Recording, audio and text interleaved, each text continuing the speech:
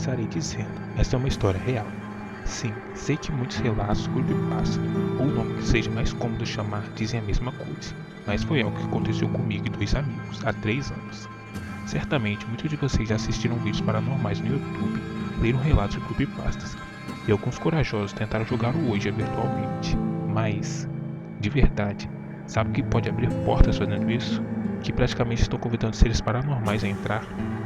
Isso nos aconteceu usando o Ouija virtual. Eu acreditava ser só algo programado, mas que saberia mais ou menos que tipo de pergunta que iria responder. Bom, digamos que não foi assim. Numa noite como de muitas outras, eu e alguns amigos resolvemos dormir na casa de um deles. Neste caso foi na casa do Alex. Então decidimos brincar com o terror. Começamos assistindo vídeos paranormais no YouTube.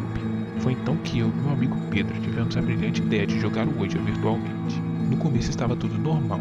Lhe cumprimentamos e perguntamos seu nome. A resposta foi: me chamo Verônica. Tudo foi muito esquisito, já que nos respondia muito bem. Tentei usar a lógica, pensando que muitas pessoas deveriam ter usado aquele programa. Então já teria todas as respostas guardadas. Foi quando começamos a perguntar coisas que a máquina não poderia responder. Perguntei que cor que era minha jaqueta. Ela respondeu vermelha. E de fato, eu estava usando jaqueta vermelha. Era um notebook e não tínhamos mouse. Simplesmente movíamos o dedo onde a coisa do Ouija dizia. E para ser sincero, não consigo lembrar de todas as perguntas que fizemos. Mas sim, nos respondia corretamente. Pedro e eu não estávamos assustados. Nos divertimos com aquilo tudo. Nunca fomos medrosos e nos considerávamos acostumados com aquele tipo de coisa, pois era muito comum assistirmos filmes de terror, lermos ou conversarmos sobre o assunto.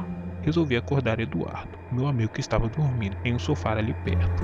Começamos a tornar a brincadeira mais pesada e insultamos Verônica, que nos respondia da mesma frase cada insulto. Irei atrás de você às 3 horas da manhã. O relógio do notebook marcava 2 horas da manhã. Eduardo era o único com medo. Continuamos insultando até que lhes dissemos: somos 6 e vamos acabar com você. E nos respondeu: não vejo os outros 3. Estávamos apenas entre 3 na frente do notebook. Foi o primeiro momento que eu senti medo naquela noite, mas continuava empolgado com a brincadeira. Pouco antes das 3 da manhã, decidimos sair de casa. Pensamos em acordar os outros amigos, mas isso não seria bom, pois estaríamos envolvendo-nos nos nossos problemas. Saímos, então Pedro, Eduardo e eu procuramos uma loja de conveniência 24 horas. Foi incrível, saímos correndo até não conseguir mais. Pedro e eu ríamos freneticamente enquanto Eduardo repetia: não olhe para trás, faça o que fizerem, não olhem para trás. Enfim, chegamos na loja, enrolamos por lá aproximadamente 1 hora e voltamos para casa. Nada havia acontecido. Entretanto, percebi algo que não havia percebido antes de sair. O relógio do notebook estava atrasado, e quando começamos a jogar, estava perto das 3 horas da manhã. Isso me deixou pensativo, quando Verônica disse que iria atrás de nós às 3. Depois disso, ela esteve conosco o tempo todo. Pensar nisso me dava calafrios. Resolvi dormir e parar de pensar bobagens. A mãe de Pedro era espírita e contou a ele que eles disseram que uma mulher chamada Verônica estava procurando seu filho. Na mesma semana, a irmã de Pedro contou que estava entrando no quarto dele e viu uma mulher obesa e horrível ali, o que a fez sair correndo de casa. Pedro me contou isso e resolvi perguntar a sua mãe e irmã, que confirmaram as 2 histórias. Eduardo relatou uma experiência diferente. Não sei até que ponto acreditar, pois sei que ele é muito medroso e pode ter aumentado um pouco as coisas, mas vou contar aqui exatamente o que ele me contou. Na semana seguinte dos acontecimentos com Pedro, Eduardo passou a ouvir uma voz feminina, um pouco rouca e grave, que dizia as mesmas palavras o tempo inteiro: cuidado com o que brinca. Ele escutava isso enquanto estava adormecendo, quando estava distraído ou quando estava concentrado. Parecia que a voz saía de dentro da própria cabeça. Durante 2 longos dias, ele foi perturbado pela voz, e no terceiro dia, aconteceu algo terrível. Eduardo lavava a louça para sua mãe, como todos os dias. Foi quando sentiu que sua mão já não lhe obedecia, e com uma faca em punho, fez 3 cortes profundos no próprio pulso, resultando num banho de sangue e desespero. Ele foi internado e está naquela clínica desde então, sem previsões de quando poderá sair novamente. Quando me contou tudo isso, disse que tentou contar aos médicos, porém tudo que ele conseguiu foi que lhe receitassem uma medicação. Ele era o elo mais fraco entre nós 3, o único que estava com medo de verdade. Me senti culpado por tudo que aconteceu, afinal, quem chamou para a brincadeira fui eu. Não sabia o que pensar, então decidi que ele havia realmente ficado louco. que aquela noite o perturbou. Ele acabou inventando tudo. Foi o mais cômodo e racional a se pensar. Comigo foi mais cruel. Após a internação de Eduardo, passei a ter visões aterrorizantes. Enquanto escovava os dentes antes de dormir, percebi que não eram meus olhos que reflitavam de dentro do espelho. Eram olhos penetrantes e claramente rancorosos. Depois disso, em cada espelho que eu me observava, enxergava algo diferente. Não eram meus olhos, não era minha boca, não era o meu corpo, não era eu. Não sei explicar, mas não era eu. Dormir se tornou cada vez mais difícil.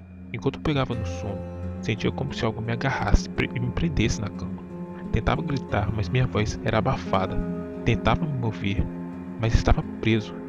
Todas as noites a mesma sensação. A cada manhã, ao abrir os olhos, um sinal diferente aparecia no meu quarto. Já vi gotas de sangue em minha cama.